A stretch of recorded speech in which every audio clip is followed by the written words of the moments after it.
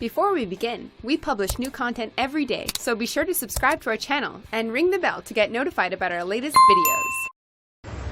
The wise, the listen. And so, I saw the PDP government of Akwa Ibom State losing their seat.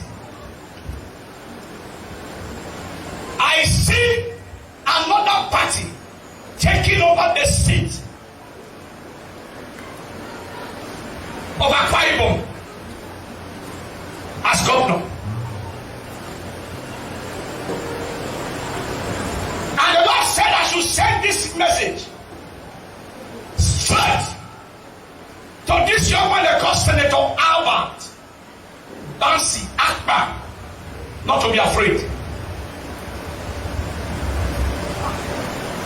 The Lord said, anywhere you go, I'll be there with you.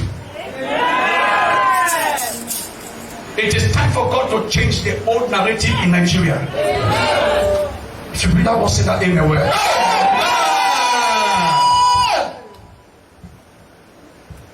So the PDP of Akwa Ibom State should pray now, or else they will pray later.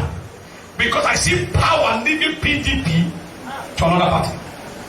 Now the message is very clear.